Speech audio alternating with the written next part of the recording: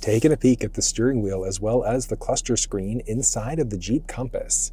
Now this is the Sport trim, so it's the entry-level model. So you're going to find a few different types of cluster screens that are available. If you want to walk through on the larger screen, or if you want to walk through on the infotainment systems, you'll find walkthroughs down in the description of this video.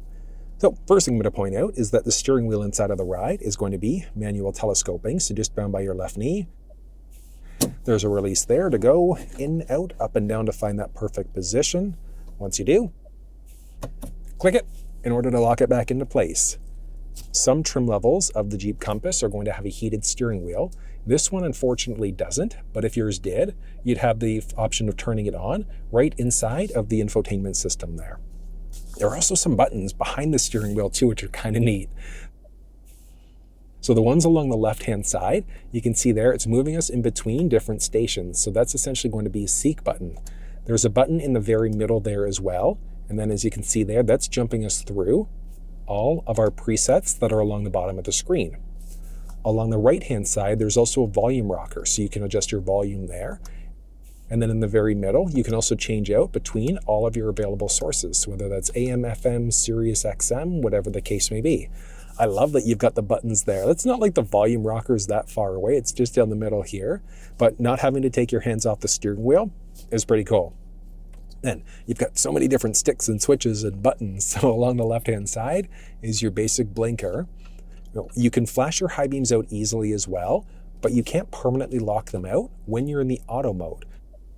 So there's a switch down by your left knee, and you've got 3 different light modes that are available. So in order to turn them on, you just have to go into the second mode. So middle mode there, which is your headlamp mode.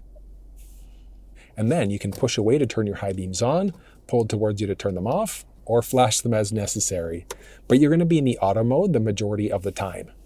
Stick along the right-hand side, you can go up in order to be able to just go one wipe for the wipers. Then you can adjust out to different levels using the stick there, the rocker there. You've also got the flexibility of using the middle one in order to adjust your rear wiper. You're going to pull towards you for the front wiper fluid. You're going to push away to get the rear wiper fluid going instead. And then there are so many different buttons and switches. So this one is just the regular cruise control. So there's no adaptive in this trim, but adaptive cruise is available as an option. And you'd have some additional switches for distance indicator as well. But with this one, regular cruise control, you turn it on, you set your speed, you increase, decrease 1 kilometer, 1 mile per hour at a time. You can hit the brake to pause, you can hit cancel to pause, and then you can hit resume in order to resume your previously set speed. And then along the left-hand side, you've got the option of either answering or hanging up on a phone call. If your phone was hooked up through, if your phone was hooked up, so whether that's iPhones or Androids, you could also push the button here to activate your assistant instead. And then you've got this little rocker pad in order to adjust out what's going on inside of the cluster screen.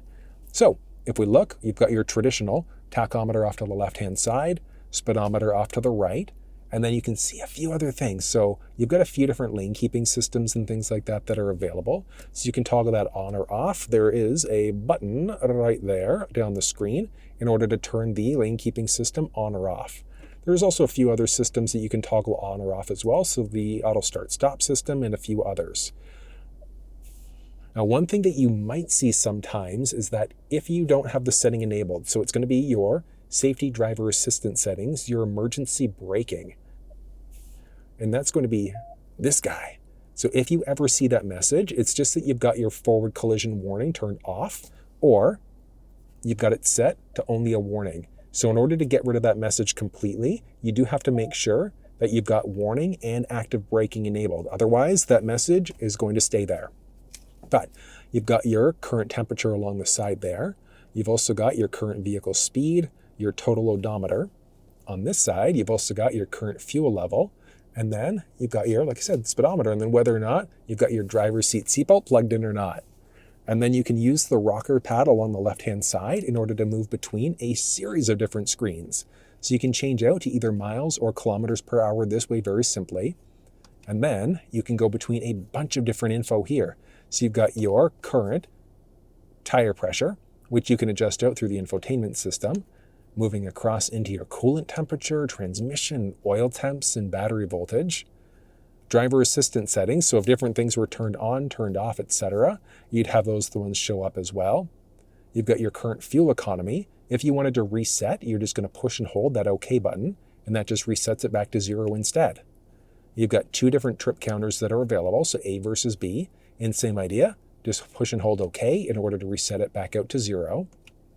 You've got your start-stop system there, and the start-stop system, there is a button just underneath the infotainment system that you can use in order to turn it off. But when you turn the vehicle off and then back on again, that's going to come back on regardless. There you've got your audio, so whether you're an AM, FM, or Sirius XM, that's going to show up. From here, back and down into messages. So if you had any messages available, it would show up. And then you've got the flexibility of adjusting the screen a tiny little bit. So there's not much flexibility here, but if you look, you'll see the highlights jumping around. So you can adjust a few things out here. So upper right, you can have your ignition. So whether that's ready to go, if you want your time, your date, outside temp. Actually, I think outside temp would probably make the most sense there. Date and time is kind of useful. Now I'm going to go outside temp. You can just have it as the defaults instead. Oh, hold on, did I not save that? Yeah, I definitely didn't save it.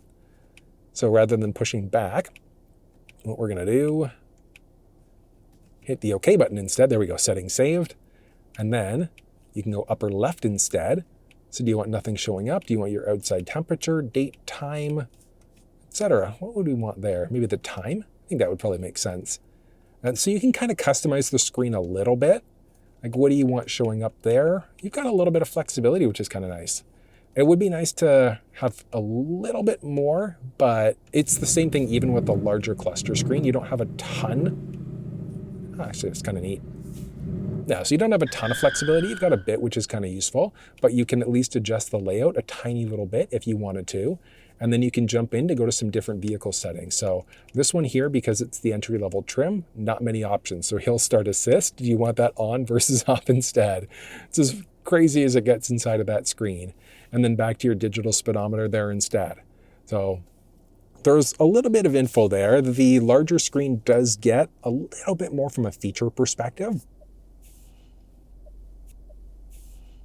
But the look, the layout's going to be different between them. It's just that, honestly, being inside of the entry-level trim level, it saves you a bunch of money. If you're just looking for a car to get you from A to B, it is a pretty good choice. I know that's a lot of information, but that's everything you need to know about the steering wheel, as well as the cluster screen inside of the Jeep Compass.